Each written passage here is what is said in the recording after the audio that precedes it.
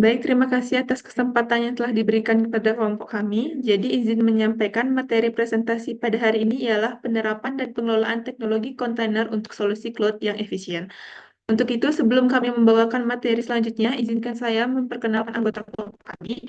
Yang pertama terdapat Gusti Putu Yastika Putra dengan NIM 22150910004. Anggota kedua kami yaitu Kadek Cahya Sugana Griadi dengan NIM 22150910022. Selanjutnya dengan saya sendiri Ketua Chandra Dipasanti dengan NIM 22150910091.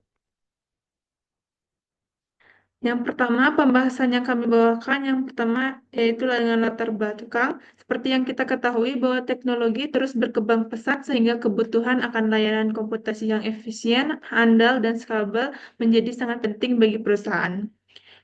Solusi teknologi kontainer ini memungkinkan aplikasi beserta lingkungannya dikemas dalam unit ringan yang dapat dijalankan secara konsisten di berbagai lingkungan, mulai dari server lokal hingga cloud.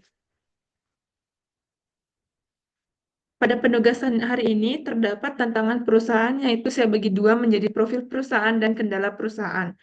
Yang pertama, pada profil perusahaan, di sini terdapat perusahaan yang bernama Cloud Solution.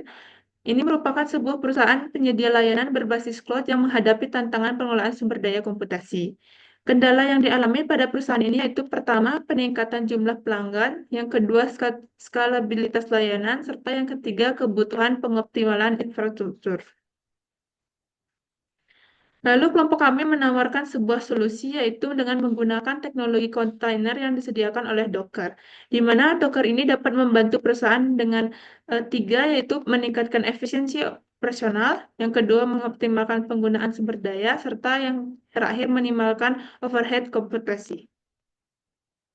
Selanjutnya, terdapat langkah-langkah konfigurasi yang akan dijelaskan oleh rekan saya, Yastika dan Cahya. Untuk itu, saya serahkan kepada rekan saya.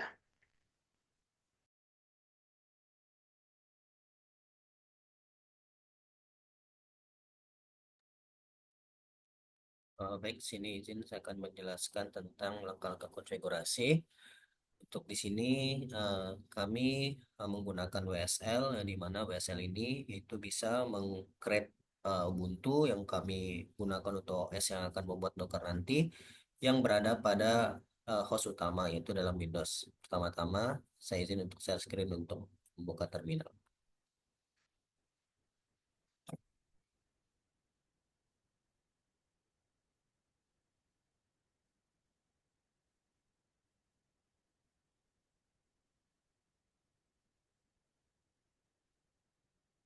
Baik, di sini itu ada beberapa langkah-langkah yang kami lakukan untuk menginstal Docker, yang dimana yang pertama itu kami menginstal WSL dulu, yang dimana WSL ini merupakan suatu interface yang dimana bisa menginstal Ubuntu dalam OS kita sendiri, yaitu OS Windows. Dimana di sini kita menggunakan WSL main install, yang dimana kita install WSL-nya dulu. Selanjutnya di sini akan launching Ubuntu, yang dimana di sini saya sudah menginstal Ubuntu sebelumnya. Jadi ketika kita WSL install akan langsung masuk ke dalam Ubuntu-nya. Yang selanjutnya adalah kita exit dulu dan kita mengset default WSL ini ke version 2. Setelah itu kita dim X, yang dimana kita enable fitur Microsoft Windows-nya untuk Linux. Dan selanjutnya kita juga enable fitur Windows untuk virtual machine platformnya. Di sini dan pas ini itu untuk Ubuntu yang akan kita buat. Yang dimana di sini kita sudah mendapatkan image dari kedua-duanya, yang dimana spek versinya 10.0 sekian sekian. Yang selanjutnya untuk enable virtual machine itu kita mendapatkan image 10.0 sekian sekian sekian. Nah, selanjutnya setelah kita melakukan itu, kita WLSS list online, yang dimana kita membuka list name OS yang bisa kita install di sini. Di sini ada Ubuntu, Debian, Kali Linux, dan lain sebagainya. Yang dimana di sini karena kita akan menginstal Ubuntu, jadi kita akan menginstal Ubuntu. Yang mana sini saya sudah menginstal Ubuntu. Setelah itu kita cek WLS list verbose-nya, di mana di sini sudah tersedia Ubuntu running, di mana di sini kita sudah menginstal Ubuntu dalam WSL-nya. Baik, untuk selanjutnya, setelah kita menginstal Ubuntu-nya dan kita sudah mengecek dari versi Ubuntu-nya, kita langsung eh, men- apa namanya menginstal dari Docker-nya. Ya, di mana sini kita sudah update dulu untuk mengupdate semua dari Ubuntu-nya, dan selanjutnya kita install apt transportnya. Terus kita juga install apt URL-nya, software properties command red. Mana sini kita install. Lalu kita juga harus menginstal sudo apt repository-nya. Selanjutnya kita sudah update lagi untuk mengupdate semua dari yang kita sudah install tadi. Nah, selanjutnya kita install Docker-nya. Nah, izin dengan eh, code sudah apt install docker cmd, dan kita install sudo snap install dockernya versi 2-nya di sini. Dan setelah kita install, untuk memastikan itu kita bisa cek dari docker versionnya. Di sini sudah terinstall docker versionnya itu, yaitu 227.2.0.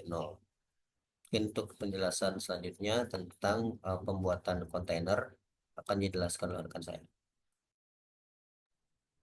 Baik, terima kasih atas waktu yang telah diberikan. Di sini saya akan menjelaskan mengenai bagaimana membuat kontainernya, bagaimana membuat masing-masing kontainernya.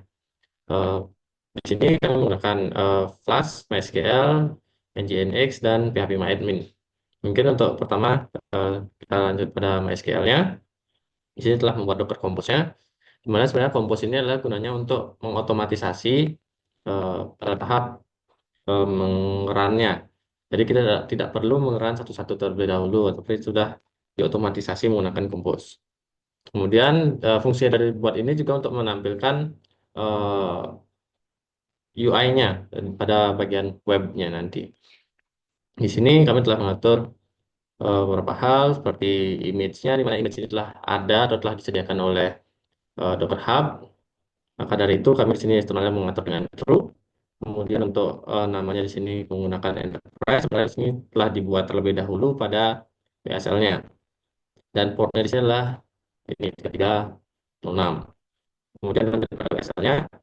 Nah, di sini kita bisa melihat network yang ada, di mana kita menggunakan ini enterprise network. Kemudian setelah membuat itu pada eh, visual code-nya yang tadi saya tunjukkan, code ini, maka tahap selanjutnya adalah pada bagian PSL ini kita mengerun atau mengkompos atau mengepulnya seperti ini, Docker Compose API. Dan tentunya kita masuk ke folder yang sesuai kita buat. Itu tadi MySQL, kita masuk ke folder MySQL.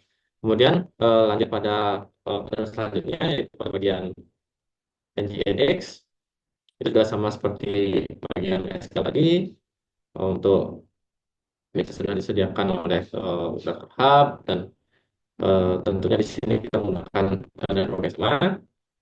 Dan karena image sudah disediakan oleh Docker Hub, kita mengatur teknologi di sini menjadi true. Kemudian semua step seperti tadi pada bagian biasanya kita perlu masuk ke bagian Nginx-nya. Kemudian kita melakukan Docker Compose.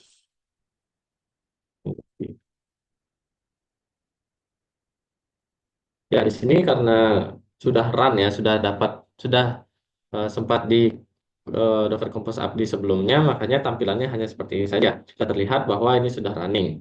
Sebenarnya ketika kita baru pertama kali melakukan Docker Compose Update ini, pastinya tampilannya tidak seperti ini. Dia akan terlihat satu-satu apa yang di-run oleh Dockernya, dan memerlukan waktu yang cukup lama.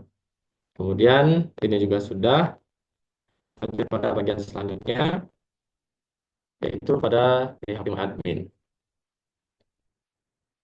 Dan tetap sama seperti tadi juga langkah-langkahnya, sama buat yang sama. Saya di sini ganti image-nya untuk PHP admin. Kita menggunakan PHP admin V2 latest dan mengatur portnya. Kemudian um, networknya juga sama seperti tadi, dan ini juga kita gunakan true. Dan alasan sama seperti tadi. Kemudian pada bagian dasar juga dan mengaturnya sama seperti tadi juga tentunya. Kita keluar dulu, lalu masuk ke folder Yapim admin, dan kita tekan docker compose ini. Dan pada bagian ini juga sudah running dan sudah sempat dijalankan sebelumnya, makanya dia tampilannya seperti ini. Kemudian yaitu pada bagian Flash. Nah, untuk bagian Flash sendiri ini agak berbeda karena di sini kita mengatur API-nya untuk bisa melakukan CRUD, create, update, delete. Karena di sini mengaturnya agak sedikit berbeda. Di sini kita istilahnya seperti mengatur secara internal. Eh, Dia sebenarnya juga mengambil image dari Docker Hub, akan tetapi ada hal-hal yang perlu kita setting sendiri pada bagian ini. Contohnya kita bisa membuat Docker file sendiri. Kemudian di sini kita mengatur pada bagian API-nya untuk karena di sini kita membuat tabel barang sebagai contoh, kita menggunakan barang dan endpoint-nya. Dan di sini kita mengatur untuk API-nya untuk mengatur create-nya, update, delete, dan tentunya. Maka dari itu pada bagian WSL-nya terdapat satu tahapan yang berbeda untuk dilakukan di awal, yaitu kita harus melakukan build terlebih dahulu. Seperti ini, build di flash service atas, kemudian setelah itu, setelah melakukan ini, baru kita bisa melakukan docker, docker compose abdi. Dan tentunya kita harus masuk ke bagian flash-nya.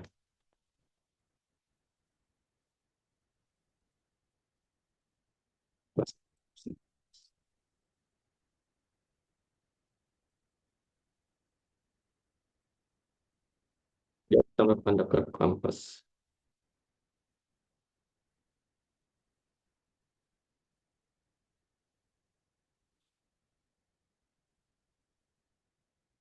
Dan tentunya tampilannya juga sama seperti tadi, hanya simple, hanya memperlihatkan bahwa ini sudah running. Karena ya sebelumnya sudah sempat di run. Kemudian menentukan bahwa semua itu telah jalan, kita bisa membuka portnya di eh, Google. Misalnya untuk yang tadi, untuk yang ini ya, di Flash, dia menggunakan port 5000. Jadi setelah saya buka, saya akan tunjukkan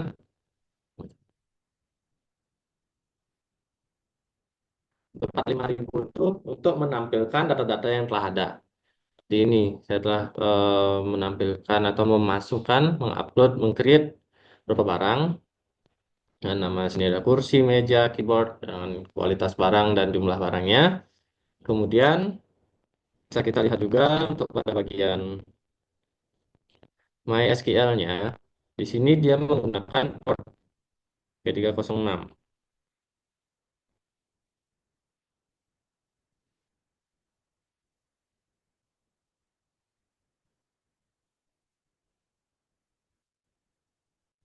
Nah, di sini saya sudah membukanya. Jika kita buka 8080, sudah terlihat bahwa dia akan membuka tes di mana di sini adalah tampilan web.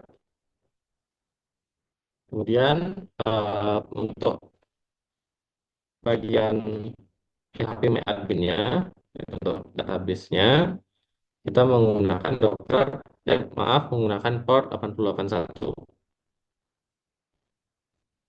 Itu di sini. Jadi kita bisa melihat database yang telah ada di sini. Seperti itu. Untuk kemudian kita juga bisa mengadresnya pada bagian Postman-nya.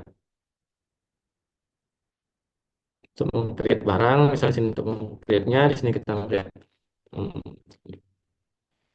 baju, send,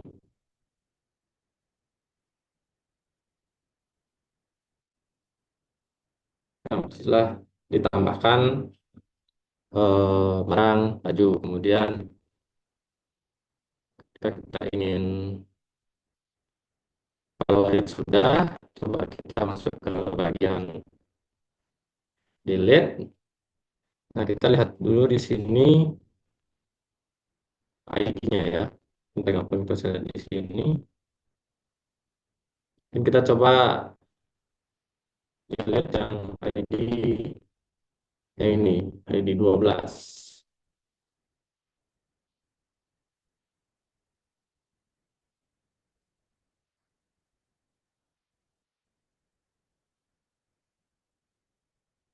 Kita sudah data delete, bisa dicek, bisa dipastikan, refresh.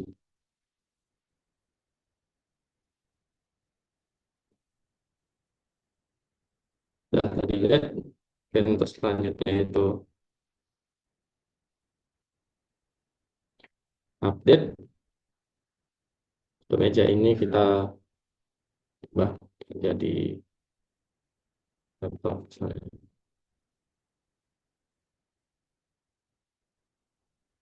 Nah,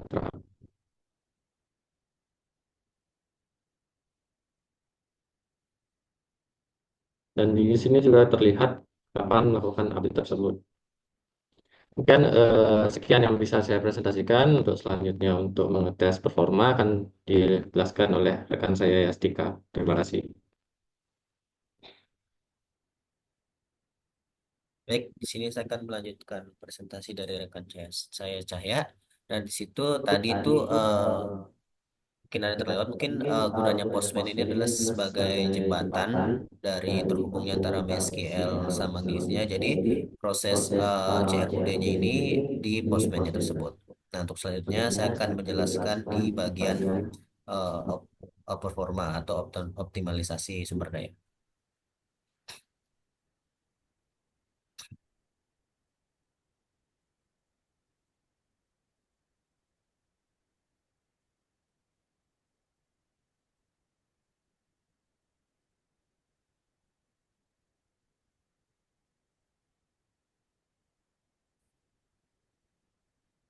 Baik, di sini sudah terlihat pada layar, yaitu di sini kami menggunakan code top, yang dimana code top ini bisa menampilkan performa atau sumber daya yang terpakai dalam beban CPU dan data-datanya. Dan di sini kami menggunakan pengujiannya itu dengan dua sampel, yang dimana sebelum menggunakan Docker dan setelah menggunakan Docker.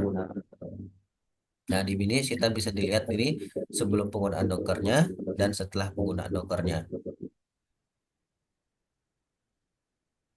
Oke, istilah penggunaan Dockernya. Nah, setelah kami hitung, kami mendapatkan data yang dimana di sini ada beberapa data yang meningkat setelah menggunakan Docker. Yang pertama adalah total proses, proses Docker, dan lain sebagainya. Yang dimana di sini setelah menggunakan Docker, jumlah proses meningkat dari 34 menjadi 53. Nah, tambahan ini mencakup proses yang terkait dari container add, Docker proxy, dan SIM. Nah, selanjutnya di sini penggunaan memori juga meningkat, ya, di mana memori ini naik sebesar 539 MB. Itu menunjukkan overhead tambahan dari kontainerisasi yang setelah kami buat. Setiap kontainer memerlukan memori untuk prosesnya, termasuk lapisan virtualisasi dari Docker tersebut. Yang selanjutnya ada load average-nya. Nah, di sini load average-nya ini menurun jadi 0,00. Nah, menunjukkan sistem lebih stabil setelah menggunakan Docker. Ini karena dalam proses kontainer sering kali lebih terdistribusi dan terisolasi, sehingga beban CPU dapat lebih terkontrol. Nah, selanjutnya dalam proses CPU ini, yaitu dalam mesial CPU-nya ini itu tidak ada banyak perubahan atau tidak berubah, yang dimana tetap penggunaan CPU-nya ini sebanyak 1,7%. Di mana Docker ini tidak menyebabkan perubahan signifikan pada CPU yang telah berjalan sebelumnya. Nah, untuk optimalisasi sumber dayanya di sini, adapun strateginya yang pertama adalah mengurangi overhead dari kontainer, yang dimana bisa menggunakan multi-stage pools untuk membangun aplikasi dan Docker file. Yang selanjutnya adalah mengoptimalisasikan penggunaan memori. Dan ini di sini kami menggunakan HyperImage sebagai base image untuk kontainer Docker. Base-nya itu seperti Airplane, Logic Bilingan, bayangkan Ubuntu atau Debian. Selanjutnya adalah memantau dan mengelola kontainer, yang dimana kami menggunakan uh, seperti yang tadi ini menggunakan top untuk monitoring dari CPU-nya dan meningkatkan performa dari disk atau unit. Nah, di sini sudah terlihat dua diagram yang dimana di sini dari penggunaan sebelum Docker dan setelah Docker yang dimana kami mendapatkan atau membuat dari dua indikator yang dimana adalah penggunaan memori yaitu sebelum dan sudah, dan selanjutnya adalah perbandingan jumlah proses.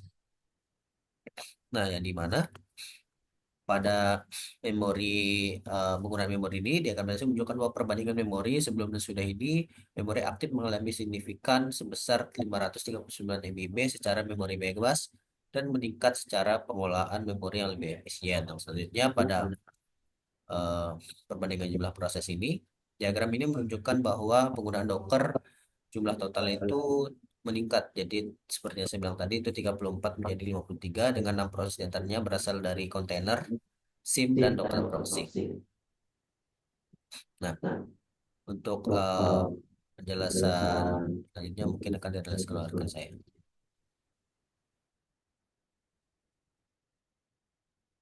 Baik, terima kasih atas kesempatan untuk kembalikan kepada saya. Sebelumnya, terima kasih kepada kedua rekan saya yang telah menjelaskan materi sebelumnya. Jadi, di sini saya dapat mendapatkan bahwa tantangan teknologi pada kontainer ini terdapat tiga. Yang pertama yaitu instalasi dan konfigurasi Docker memerlukan pemahaman teknis yang mendalam, terutama untuk layanan web dan database. Lalu tantangan yang kedua yaitu keamanan jaringan antar kontainer membutuhkan langkah tambahan seperti konfigurasi jaringan terisolasi. Selanjutnya, tantangan yang ketiga yaitu Docker meningkatkan jumlah proses dan penggunaan memori yang dapat mempengaruhi efisiensi sumber daya. Jadi di sini terdapat keunggulan serta kelemahan dari penggunaan Docker. Yang pertama pada keunggulan yaitu efisiensi meningkat dengan konsolidasi sumber daya dalam kontainer. Yang kedua, deployment layanan web dan database berhasil termasuk integrasi API dengan Postman. Lalu yang ketiga, memori bebas meningkat dan rata-rata beban sistem menurun. Lalu pada kelemahannya itu yang pertama penggunaan memori aktif meningkat 539 MB menunjukkan adanya overhead. Yang kedua jumlah proses bertambah yang dapat mencerminkan pengelolaan sumber daya yang kurang optimal. Jadi dapat saya simpulkan bahwa teknologi kontainer dengan Docker berhasil meningkatkan efisiensi, fleksibilitas, serta isolasi sistem. Meski ada tantangan seperti peningkatan overhead, penggunaan memori, dan kebutuhan pengelolaan lebih lanjut, manfaat yang diperoleh lebih besar dibandingkan biayanya, terutama dalam fleksibilitas dan efisiensi operasional. Di sini kelompok kami merekomendasikan beberapa hal yang dapat digunakan, yaitu yang pertama, menggunakan base image ringan seperti Alpine dan multi-state bus untuk mengurangi ukuran dan konsumsi memori.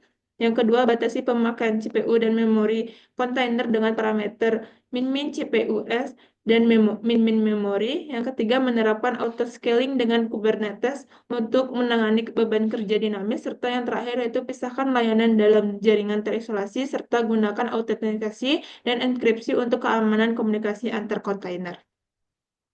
Sekian presentasi yang dapat saya sampaikan. Mohon maaf bila terdapat kesalahan kata yang disengaja maupun tidak disengaja. Untuk itu saya akhiri dengan salam penutup. Om Santi Santi Santi Om.